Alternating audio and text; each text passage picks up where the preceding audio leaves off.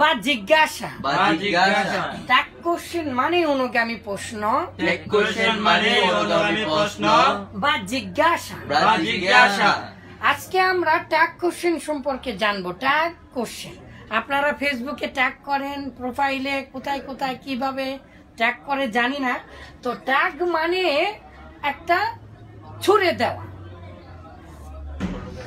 আর অনুগামী আমি একটা নির্দিষ্ট করে একজনের প্রোফাইলে বা একজনের টাইম লাইনসে আমি ট্যাগ করলাম, টিপা দিয়ে ছড়ে দিলাম, অনুগামী করলাম। তো ট্যাগ কোশ্চেন তাহলে অনুগামী প্রশ্ন। অনুগামী কোশ্চেন মানে প্রশ্ন। তো অনুগামী প্রশ্ন আবার কি? এটা এতটাই গুরুত্বপূর্ণ, এটা বাংলা ভাষায় আমরা আমাদের অজান্তেই ব্যবহার করি। তুমি খেয়েছো, খাওনি, তার মানে তুমি খেয়েছো এই কথাটাকেই স্বীকৃতি দিচ্ছি। খাওনি।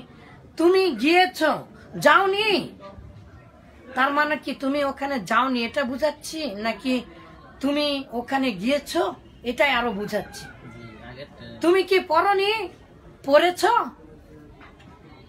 তো আমরা একটু আস্তে আস্তে জানার চেষ্টা করব। কিন্তু ট্যাগ কোশ্চেনটা এত গুরুত্বপূর্ণ, এটা ভাষার সৌন্দর্য বৃদ্ধি করে, ভাষার সৌন্দর্য বৃদ্ধি করে।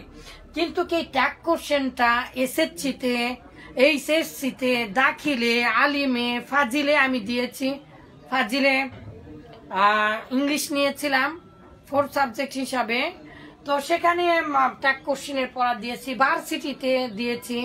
আপনার যে কোনো পরীক্ষাতে, হাই কোয়ালিটির পরীক্ষাতে আসে ট্যাগ কোশ্চেন। কেন? এটা হচ্ছে ভাষাকে সৌন্দর্য করে। কিন্তু এই ট্যাগ কোশ্চেনের দেখেন ফাতা গাইডে কতগুলো আপনাদের নিয়ম এখানে আছে, হিসাব আছে, নিয়মের শেষ আছে। কিন্তু সহজভাবে বোঝা দরকার আসলে ট্যাগ কোশ্চেন মানে কি। তো অনেক পড়ার ফলে আমি নিজে কবিতা লিখেছি ট্যাগ কোশ্চেন দিয়ে, যাতে আপনাদের বুঝতে সহজ হয়। আল্লাহ আমাদেরকে সাহায্য করবেন। আমরা পড়ি আর বুঝি, আমরা পড়ি আর বুঝি। বলেন, ট্যাগ কোশ্চেন মানে অনুগামী প্রশ্ন বা জিজ্ঞাসা। অনুগামী প্রশ্ন এটা আবার কি?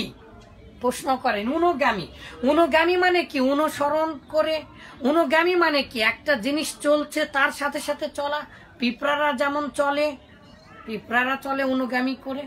তো একটা অনুগামী মানে তার মানে একই জিনিসের সাথে চলা।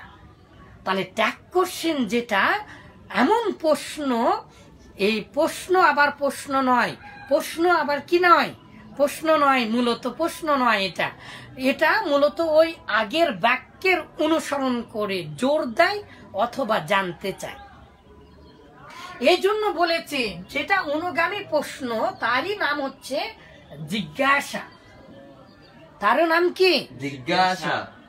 কমসে কম না হলেও সেই দাখিল থেকে মনে করেন শুরু, তাহলে 10 সালে দাখিল দিয়েছে, এখন কত সাল? 20 সাল। তার মানে কমসে কম না হলে তারও অনেক আগে থেকে পড়েছে। 10 থেকে 15 বছরের অভিজ্ঞতা থেকে বলছি, একটু ভালো করে বোঝার চেষ্টা করবেন। তাহলে অনুগামী মানে কি? জিজ্ঞাসা। অনুগামী মানে কি? জিজ্ঞাসা।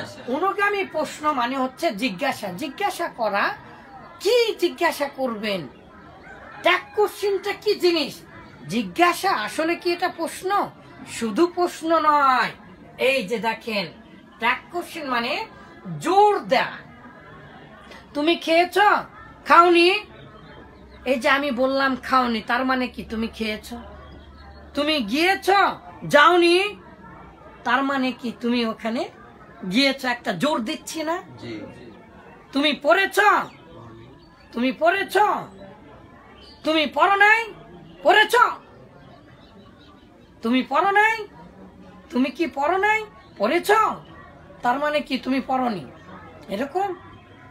তাহলে দেখেন তো এই জায়গাতে দেখেন, you read in this madrasa. তুমি এই মাদ্রাসায় লেখাপড়া করো। Don't you? তুমি কি পড়ো না? Don't you? তুমি কি নও, তার মানে তুমি কি পড়ো না? তুমি এই মাদ্রাসায় লেখাপড়া করো। এটা একটা বাক্য। হ্যাঁ বাচ্চা, তুমি কি পড়ো না? তার মানে কি তুমি এই মাদ্রাসায় লেখাপড়া করো। তুমি ভাত খেয়েছো, খাওনি? তুমি কি খাওনি? খাওনি কেন বললাম? হ্যাঁ, জোর দিচ্ছি, সম্মতি জানছি, আমি নিজে জানতে চাচ্ছি। ঠিক আছে, এই জন্য বলেন জোর দেয়া বা জোর বা সম্মতি জানতে, জোর বা সম্মতি জানতে মূলত। তাহলে ট্যাগ কোশ্চিন কেন হয়? জোর দিতে আর সম্মতি জানতে মূলত। ট্যাগ কোশ্চিন কেন আমরা করি? ট্যাগ কোশ্চিন মানে অনুগামী প্রশ্ন বা এক ধরনের জিজ্ঞাসা। এটা কেন করি? এটা করি জোর দিতে, বাক্যকে জোর দিতে অথবা সম্মতি জানতে। তোমার ওই খুদ পিপাসা, খুদ মানে নিজে, তোমার ওই মানে তুমি, আপনি যে প্রশ্ন করছেন এটা মূলত আপনার ওই জানার জন্য নয়। এই জন্য বলেন তোমার ওই খুদ পিপাসা। হ্যাঁ, আপনি তো জানার জন্য এই প্রশ্নটা করছেন। এই জন্য বলেন ট্যাগ কোশ্চেন মানে অনুগামী প্রশ্ন বা জিজ্ঞাসা। জোর বা সম্মতি জানতে তোমার ওই খুদ পিপাসা। তাহলে ট্যাগ কোশ্চেন মানে হচ্ছে অনুগামী প্রশ্ন বা জিজ্ঞাসা। কিন্তু কেন ব্যবহার করছি? বাক্যটাকে জোর দিচ্ছে। আর কেন? সম্মতি জানতে। হ্যাঁ, তুমি খেয়েছ? খাওনি? হ্যাঁ, আমি খেয়েছি। হ্যাঁ বাচক। তার মানে কি দেখলেন? বাংলাটা আগে বোঝেন তো। তুমি পড়েছ, পড়নি? তুমি পড়েছ, তুমি কি পড়েছ? পড়নি? তুমি কি পড়েছ? পড়নি। এভাবে আমরা বাংলা বলি না? তার মানে কি তুমি পড়েছ। আবার দেখেন ইংলিশে এটা, বাংলা যা মনে তাই হোক, আমাদের দরকার ইংলিশ, কারণ আমাদের দাখিলে গোল্ডেন নিয়ে আসতে হবে, তাই না? ইনশাআল্লাহ আলিমে গোল্ডেন নিয়ে আসতে হবে, আমাদের জ্ঞান অর্জন করতে হবে। তার মানে একটা জিনিস হচ্ছে, সেটা কি? অ্যাফার্মেটিভ বাক্যে হয় নেগেটিভ, অ্যাফার্মেটিভ বাক্যে হবে কি? নেগেটিভ। আর নেগেটিভ বাক্যে হবে অ্যাফার্মেটিভ প্রশ্নটা। এই জন্য কি এখন জানতে হবে? বলেন অ্যাফার্মেটিভে হয় নেগেটিভ,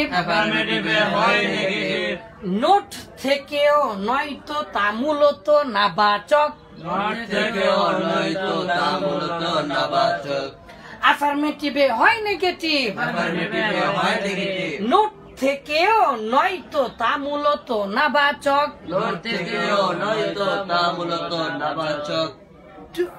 ডু ইউ গো দেয়ার?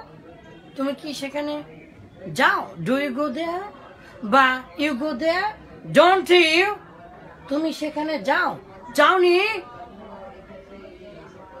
তার মানে তুমি কি ওখানে গিয়েছ? তুমি ওখানে যাও। Have you ever gone there? Have you ever gone বা have you ever been there? তুমি কি কখনো সেখানে গিয়েছ? তাহলে haven't you?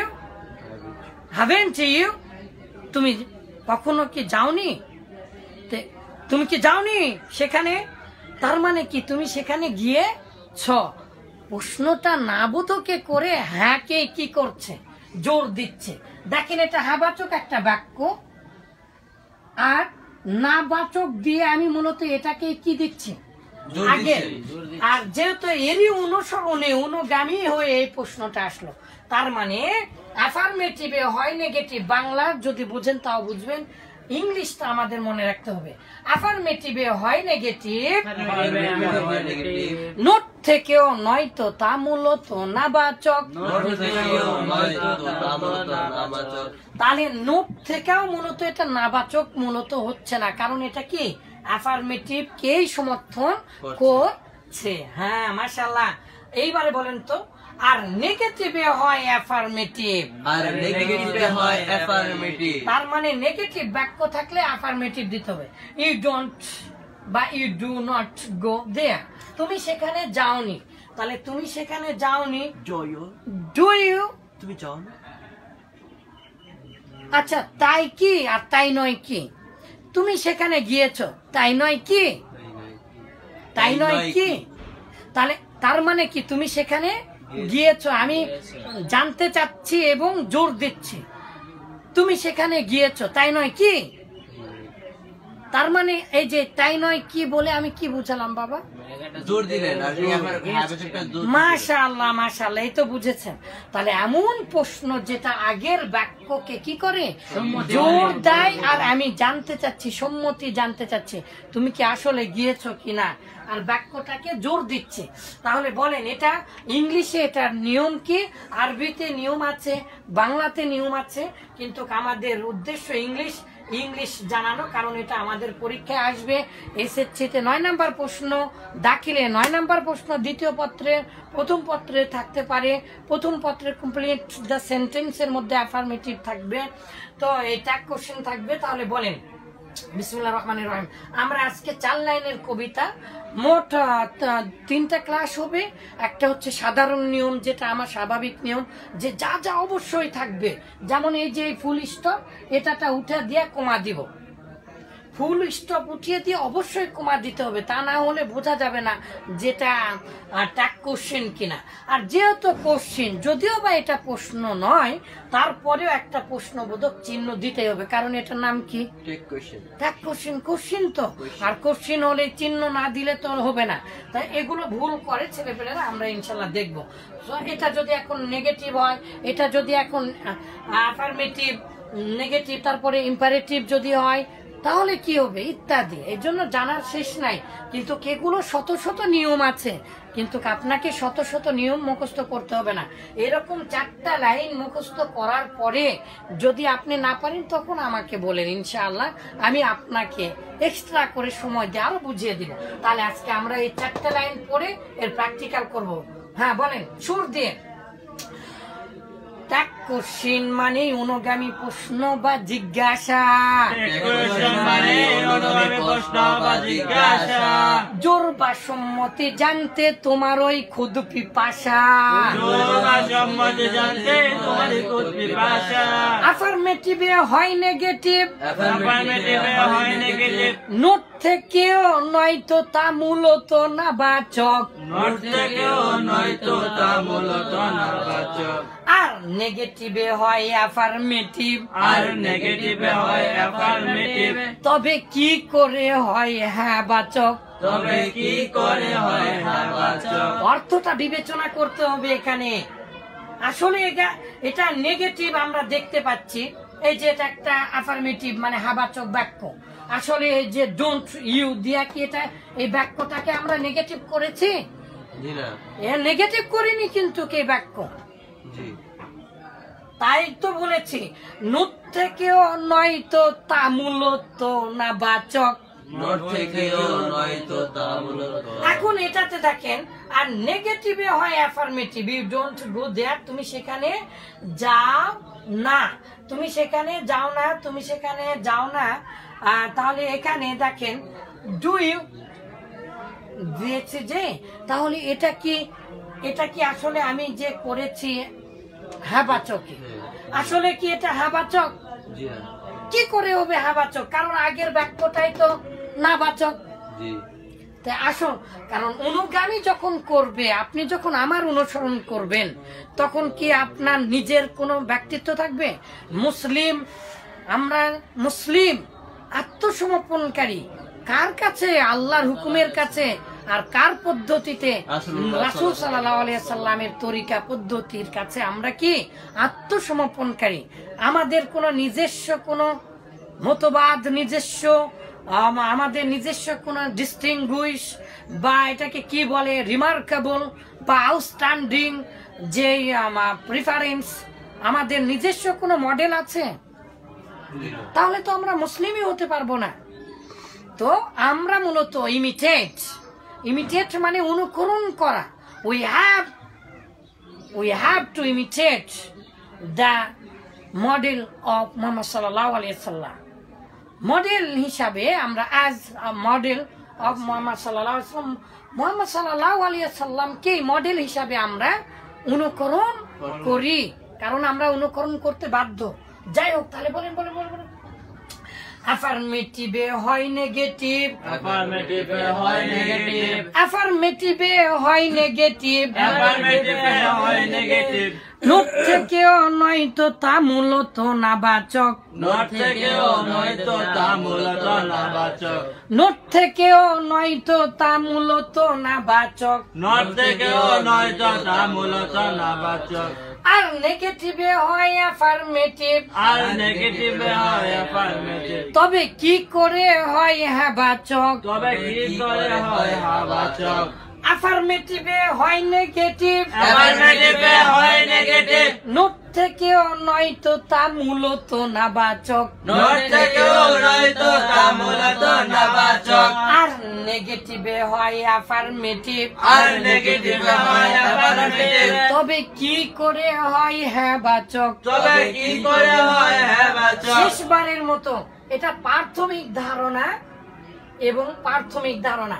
ট্যাগ কোশ্চিন মানে অনুগামী প্রশ্ন বা জিজ্ঞাসা, কোয়েশ্চন মানে অনুগামী প্রশ্ন বা জিজ্ঞাসা, জোর বা সম্মতি জানতে তোমার ওই ক্ষুদ পিপাসা, জোর বা সম্মতি জানতে তোমার পিপাসা, অ্যাফার্মেটিভে হয় নেগেটিভ, অ্যাফার্মেটিভে হয় নেগেটিভ, নোট থেকেও নয়তো তা মূলত নাবাচক, নট থেকেও নয়তো তা মূলত নাবাচক, আর নেগেটিভে হয় অ্যাফার্মেটিভ, আর নেগেটিভে হয় অ্যাফার্মেটিভ, তবে কি করে হয় হ্যাঁ বাচক। তবে কি করে হয় হাবাচক। অ্যাফার্মেটিভে হয় নেগেটিভ, অ্যাফার্মেটিভে হয় নেগেটিভ, নোট থেকেও নয়তো তা মূলত নাবাচক, নট থেকেও নয়তো তা মূলত নাবাচক, আর নেগেটিভে হয় অ্যাফার্মেটিভ, আর নেগেটিভে হয় অ্যাফার্মেটিভ, তবে কি করে হয় হ্যাঁ বাচক। তবে কি